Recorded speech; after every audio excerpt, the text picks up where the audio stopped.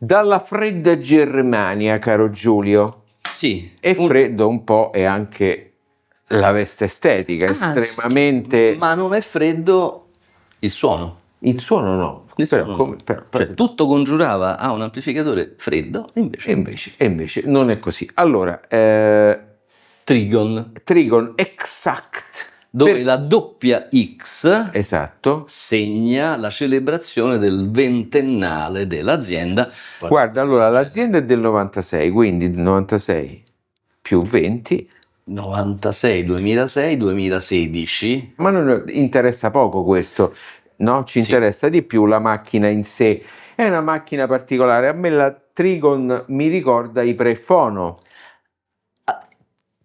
Premetto, forse sono un po' ignorantello, ma io pensavo che facessero soltanto i Prefono, poi invece quando ci hanno proposto questo apparecchio siamo andati a vedere il catalogo dell'azienda, fa un sacco di cose. Esatto. Quindi era un ricordo del passato. Allora, prezzo 3.100 euro, al quale poi va aggiunto l'eventuale modulo fono e quindi 3.500 o il telecomando che costa 250 euro. Telecomando opzionale, che è stata una delle cose che ci ha fatto un po' storcere il naso. Ci ha fatto un po' storcere il naso. Allora, www.audio2g.it o .com, subscribe, campanella e abbonatevi se potete, se volete, così darci ci sostenete e ci date una mano. Ok? A tra poco. Ciao.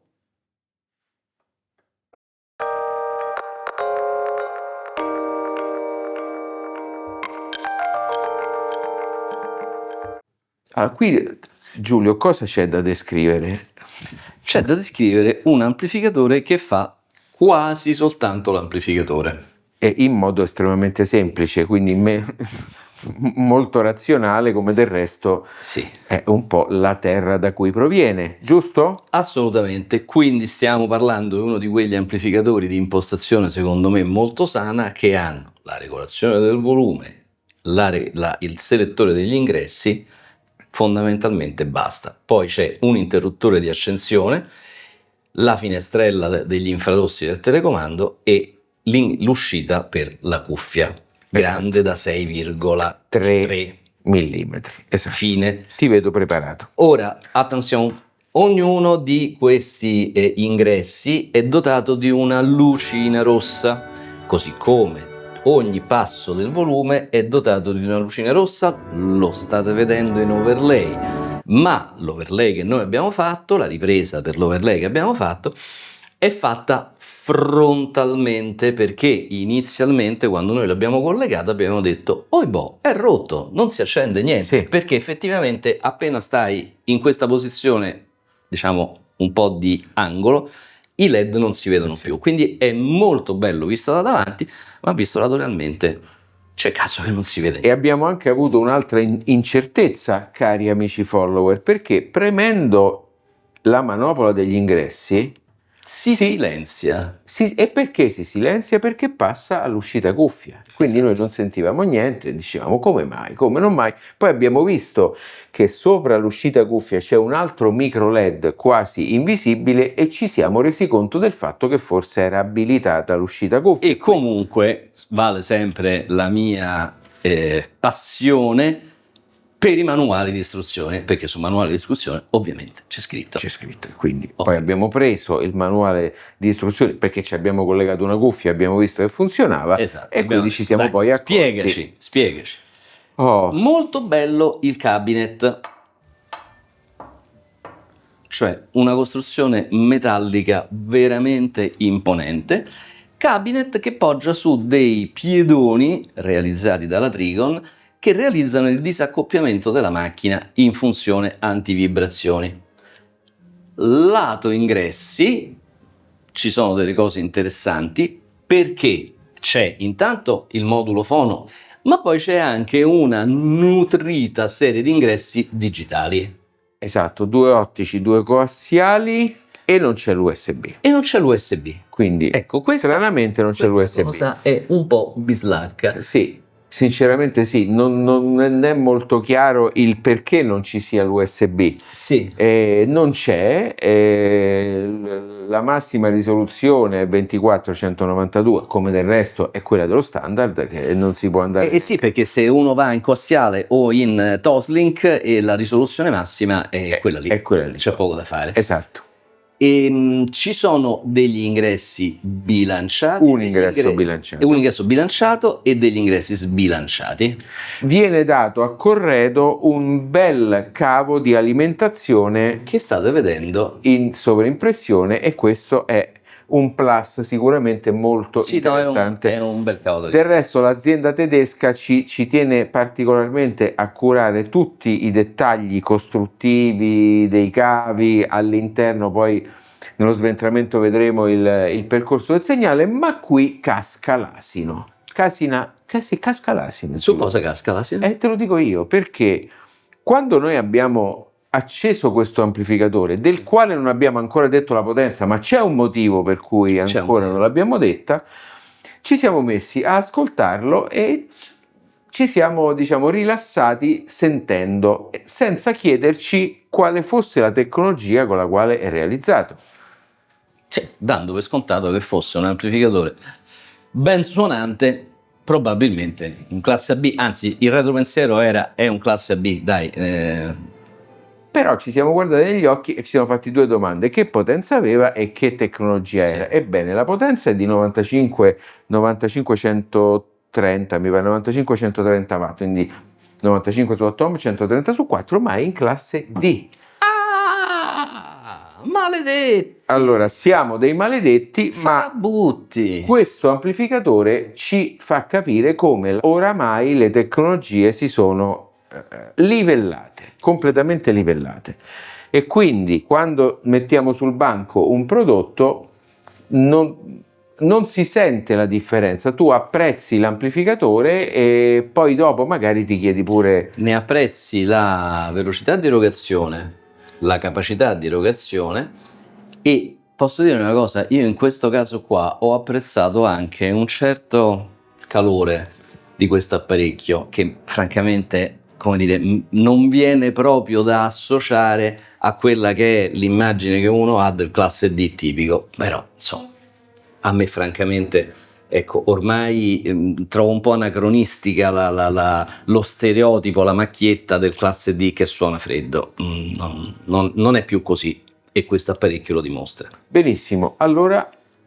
andiamo a vedere cosa c'è dentro, e poi secondo me sarà interessante provare a raccontare come suona. A tra poco, ciao. Allora Giulio, concentriamoci prima di tutto sul modulo di amplificazione in classe D. Eccolo qua, questo è un modulo realizzato da loro con il sistema di amplificazione che sicuramente è preso da qualche azienda tipo Ice Power, non so quale sia, però non me la sono sentita di smontare anche la lettera di raffreddamento per capire che cosa c'è sotto. Notiamo però che tutto il buffer d'ingresso è fatto completamente da loro, e la parte di uscita con il filtraggio non solo è realizzata bene con questi 4 induttori, ma ha anche gli splendidi Pima Rossi che a me piacciono tanto.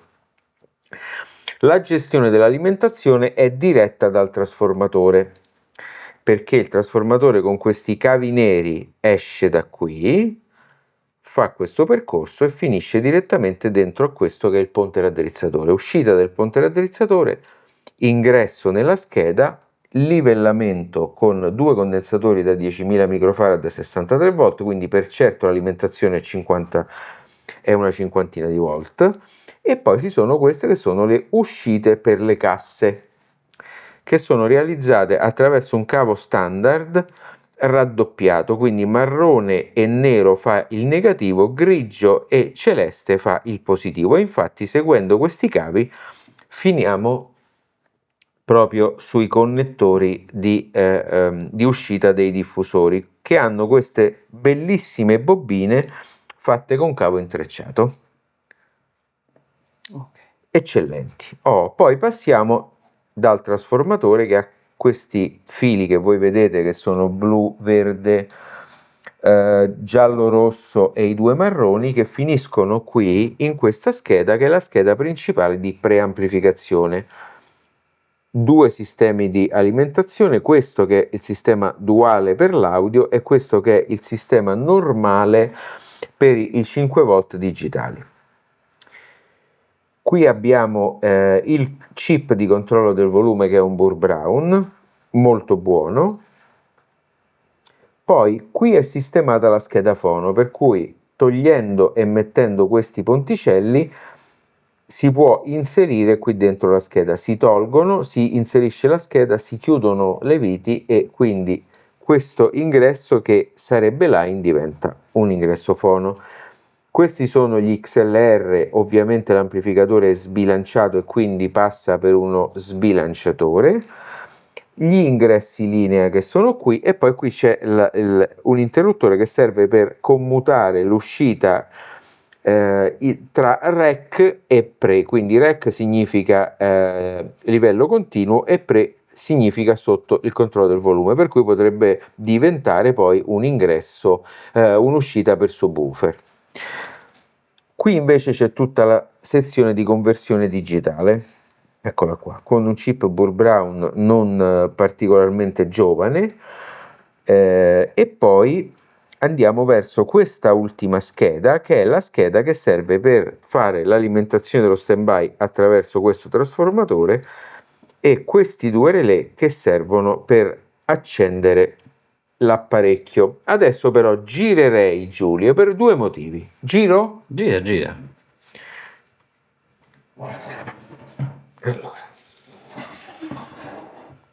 Il primo motivo è quello che possiamo far vedere il pannello posteriore, e quindi pannello posteriore con i 4 binding post di buona qualità, i 4 ingressi digitali, 2 coassiali e 2 ottici, la uscita rec pre di cui abbiamo appena parlato e i 3 ingressi linea, l'ingresso XLR e in ultimo l'ingresso che può essere linea o fono, quindi molto semplice. Infatti lo chiama fono oppure line 1. Esatto. Adesso però concentrati su questi LED che sono davvero difficili. Io immagino chi ha montato questo amplificatore. Vuoi che te lo avvicino? Sì, così. Perché questi sono LED, mini LED rossi, coassiali alla manopola del volume e che danno immediata evidenza del livello del volume. Ma i LED sono tantissimi, 1, 2, 3, 4, 5, 6, 7, 8, 9, 11, 12, 13, 14, 15, 16, 17, 18, 19, 20, 21, 22, 23, 24, sono 25 LED. Quindi immaginatevi a assemblare questa scheda con i LED che devono essere tutti alla stessa distanza. Complimenti. Questa è la scheda che serve per fare tutta la logica di controllo. Infatti questo flat cable si collega qui e serve proprio per dare i comandi alla scheda degli ingressi, quindi controllo del volume, controllo switch degli ingressi e tutto quello che serve. L'unica cosa che ci eravamo dimenticati, ma lo diciamo adesso, è questa, che è l'uscita cuffia. Quindi seguiamo il cavo dell'uscita cuffia e finiamo qui, dove c'è una sezione di amplificazione per cuffia che secondo me riesce ad amplificare bene cuffie a bassa impedenza, quelle più moderne. Magari quelle un po' più antiche a impedenza più alta forse fa un pochino di fatica. Andiamo all'ascolto. Non c'è più differenza tra classe AB e classe D. Ci ha convinto, a tra poco. Vai, parti prima tu, perché sennò poi mi dici che io sono troppo tranchant e balzo alle conclusioni. Vai. No, senza balzare alle conclusioni. Beh, allora, io credo che di questo apparecchio la cosa che ci ha più colpito, ma lo abbiamo detto in descrizione, ma credo che sia un po' la parola chiave di questa recensione, è proprio il fatto che classe di funzionamento. Noi lì per lì abbiamo dato per scontato, penso almeno per le prime 3 ore, che fosse un normalissimo, onestissimo amplificatore in classe AB. Io personalmente, per quanto è energico, dinamico, ma accurato nella sua ricostruzione, non so perché mi ha fatto venire in mente per buona parte dell'ascolto, te lo ricordi l'integrato della Sagden? Come no? Certo. Sì, Per certi versi mi ricordava per un po' certi quello, versi ci si avvicina, sì. Cioè questi oggetti estremamente semplici, minimalisti, che sono, come dire, oggetti pensati per accompagnarti per una vita, stando in uno scaffale della libreria, accendi, ascolti, ti emozioni, fine. Non intervieni, non fai, non aggiusti, non fai le equalizzazioni, non fai DSP, non Senti fai... e basta. Senti e basta. Che non sarebbe neanche tanto male, eh? No. Non sarebbe male per niente. Ecco, però mai avrei pensato che fosse un classe D. Sono assolutamente d'accordo. Poi, siccome il coperchio e il contenitore sono fatti con metallo molto spesso, quindi è pesante l'apparecchio, non ha neanche la caratterizzazione che hanno molti prodotti con amplificatori in classe D, che sono leggeri. Tra l'altro Non è questo neanche dentro leggero. ha un trasformatore toroidale che è grosso tanto Grosso, è molto grosso, e certo. pesante, quindi voglio dire, evoca comunque un Certo. concetto di alimentazione tradizionale, Tradizionale, certo. quindi insomma con tutto ciò che comporta. Forse, dal punto di vista della proprio timbrica dell'apparecchio, ha un modo, io non dico sbagliato, ha un modo un po' particolare di riprodurre le voci, nel senso che hanno talmente tanta dinamica, sono talmente tanto stentoree che qualche volta abbiamo fatto, non dico fatica a riconoscere perché quello sarebbe eccessivo, però ci ha fatto un effetto leggermente diverso, leggermente straniante di sentire delle voci di cantanti ai quali siamo molto abituati che sono state riprodotte con tanta energia. Ora io francamente poi non so neanche dire, perché è chiaro, non c'è una verità assoluta se è giusto un'impostazione o è giusta un'altra. Diciamo che però hanno suonato con questo trigon leggermente più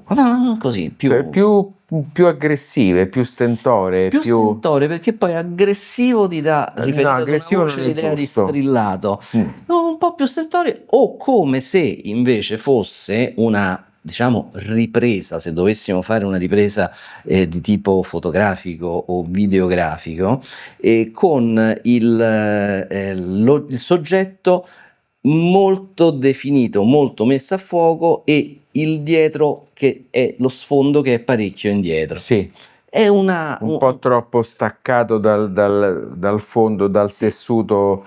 Sì, questo sì. complessivo, però io ecco non posso francamente dire che sia qualcosa che non ho gradito o che vi ha carezzato contropelo.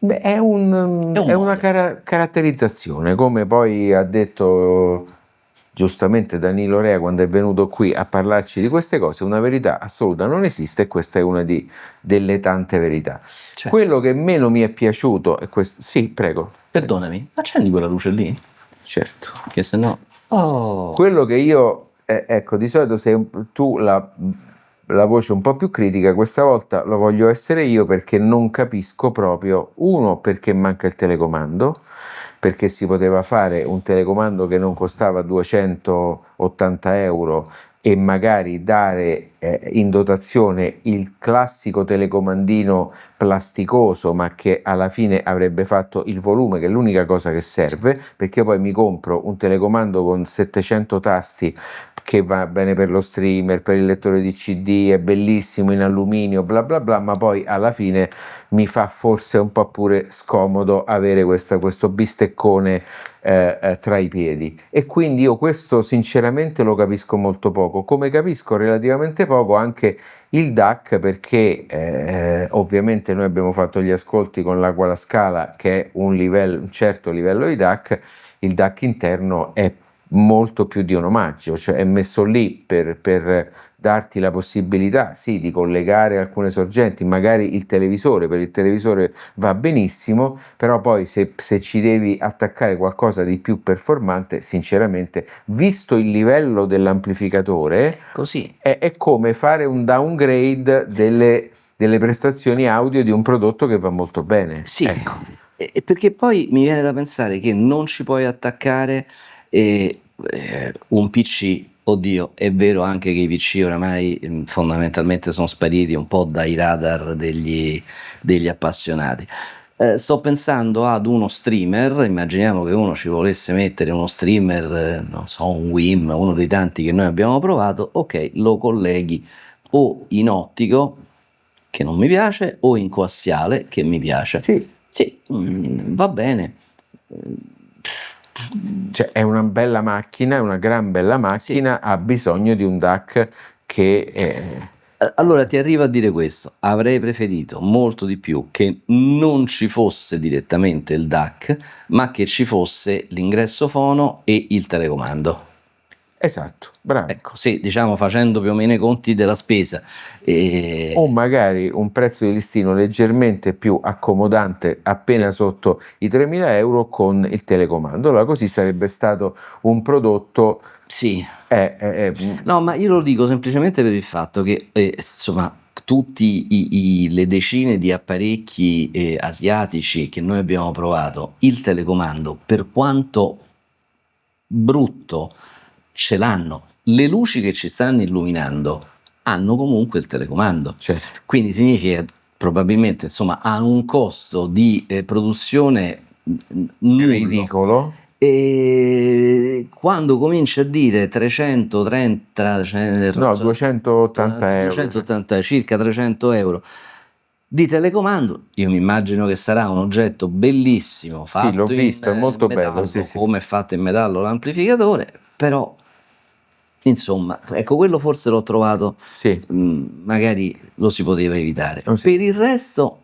dal punto di vista, ripeto, sonico, stabilito il fatto che io ho un approccio molto laico a questa faccenda delle tecnologie, nel senso che per me guida l'ascolto, se poi dentro ci sta un omino così che canta o le valvole o la classe D, per me è la stessa cosa, non mi interessa, ecco. Però questa volta, forse più di altre, veramente non ce ne siamo proprio No, accorti, ecco. anzi abbiamo pensato Abbiamo automaticamente che era un un classe classe AB, quindi Allora, insomma, io in conclusione direi prodotto interessante, costruito molto bene. benissimo, benissimo, quello veramente benissimo, e tra l'altro plauso al fatto che io mi immaginavo che una volta tolto il coperchio avremmo trovato dentro i soliti moduli Ipex o l'alimentazione switching Ipex e quelle robe lì, invece a quanto pare buona parte è farina del loro sacco, quindi insomma da questo punto di vista onore al merito. Ma loro ci tengono molto a dire A che dirlo, sì. Azienda di tradizione, quindi sicuramente azienda che non dà sorprese dal punto di vista dell'affidabilità, ma poi insomma traspare che è un oggetto che puoi quasi durevole. prendere a martellate. Sì. Esattamente. Va bene, allora subscribe, campanella, social, Facebook, Twitter, Instagram e abbonatevi. Buonanotte. Abbonatevi. Grazie. Grazie.